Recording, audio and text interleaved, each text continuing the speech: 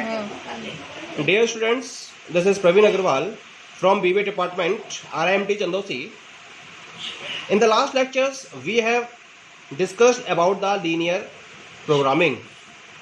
What is a linear programming and what is the mathematical model of linear programming? In this particular lecture, I will discuss about some of the examples of LP model formulation. It means that a particular problem is given to you and how we can formulate an LP model. With the help of that information, we will discuss some of the examples related to it. Example number 1, here we are having first of the example. Let us discuss the example. What is the example? A manufacturing company is engaged in producing 3 types of product A, B and C. The production department produces each day components sufficient to make 50 units of A, 25 units of B and 30 units of C. The management is confronted with the problem of optimizing the daily production of the product in the assembly department, where only 100 man hours are available. Additional information available is type of product A, B, C, profit contribution per unit 12, 20, 45, assembly time per product 0.8, 1.7, 2.5. The company has a daily order commitment for 20 units of product A and a total of 15 units of product B and C. Formulate the LP model so as to maximize the total profit. So this is the question available to you. Clear? Now what we will do? How this problem will be converted into a mathematical model. For this, we have to analyze that what informations are given under this particular question. We have to search those particular informations. Here we are having 4 informations. The first one is production capacity. Second one is man hours per unit, order commitment, profit contribution. I have summarized this information into this table. Resource constraints on this side. Here we are having 3 products. Product A, product B and product C. Because the company want to produce 3 products A, B and C. The problem is that the company want to produce the number of units of product A, B and C. How much units will be produced? This is the problem. So we have categorized the product type into 3, A, B and C. Here we are writing the total availability. For some of the way, total availability will be given and for some of the way, total availability will not be given. What is given? We will convert it into this table. Now, first one, production capacity. So in the first line we are having here that the company production department produces each day sufficient to make 50 units of A, 25 units of B and 30 units of C. Means production capacity of A is 50 units, of B is 25 units and of C is 30 units. Okay. Now look at the second one. 100 man hours is available. This is the assembly department and assembly department information is given here. Assembly time per product 0.8, 1.7 and 2.5. So that is the man hours per unit. For A 0.8, 1.7 for B and 2.5 for C. And total availability is 100 man hours. Clear? Here total availability is not given. Clear? Now order commitment. Look here. The company has a daily order commitment for 20 units of product A, 20 units for product A and 15 units for product B and C. So 15 units is there for product B and C both. That is given you individually. Total availability is not given also here. Profit contribution 12, 20, 45. For A it is 12, for B it is 20 and for C it is 45. So we have summarized this information into this table. Now what we will do? We will go through the problem formulation. Now suppose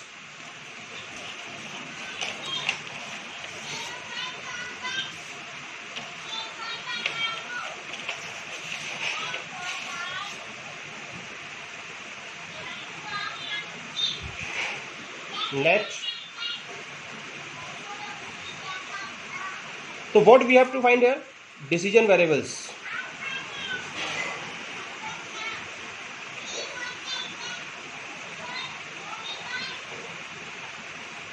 The problem is that the company want to produce the number of units of A, B and C.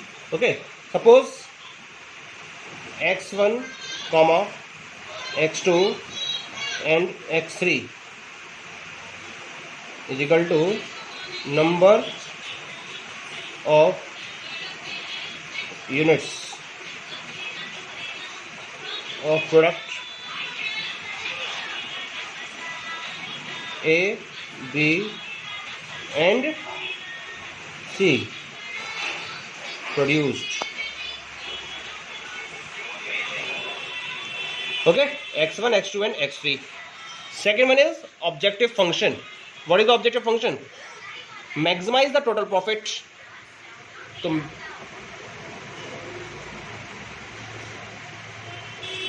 maximize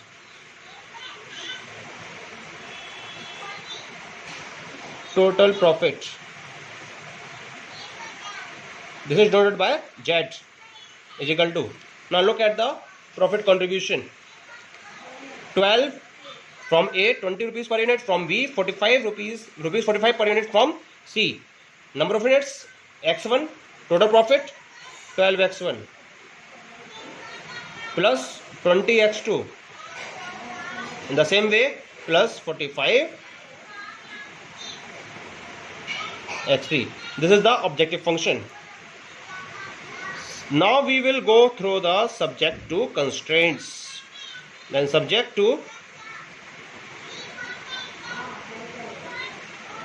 constraints. The first one. The first constraint is production capacity. Okay.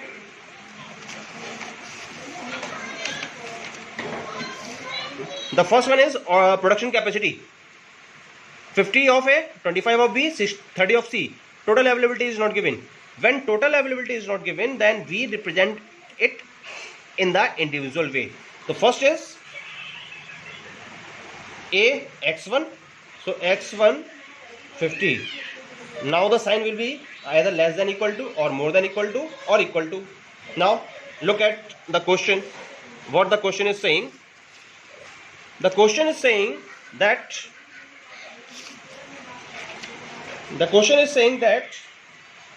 sufficient to make 50 units of A. 50 units of A. That is the production department produces each day component sufficient to make 50 units of A, 25 units of B and 30 units of C. Means company के पास इतना material available है कि company ए की 50 unit, B की 25 unit और सी की कम से कम 3 unit बना सकती है. Then the sign will be of less than equal to.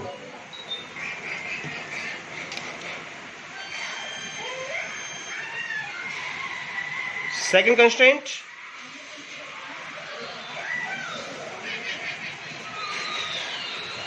look at the second constraint, 25. So x2 is less than or equal to 25. The third constraint is x3 is less than or equal to 30. Clear? Now go through the fourth constraint, man hours per unit. In the question we are having assembly time per product 0.8, 1.7, 2.5, and the management is confronted with the problem of optimizing the daily production of the product in the assembly department. Only 100 man hours are available, not more than 100 man hours.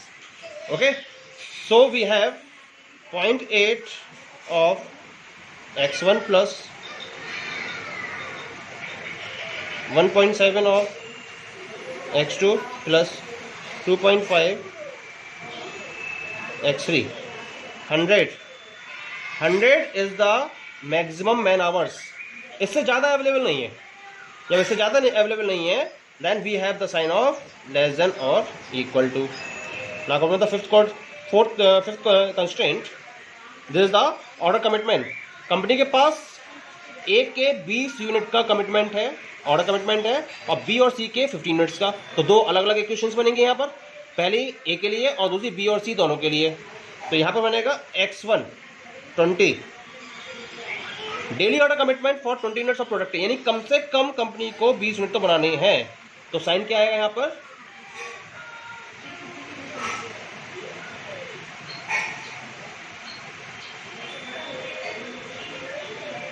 and the sixth constant is x2 plus x3 is less than equal to 15. x1 comma x2 is more than equal to 0. This is the final condition. So this is the mathematical model for the given problem which we have discussed previously. Clear?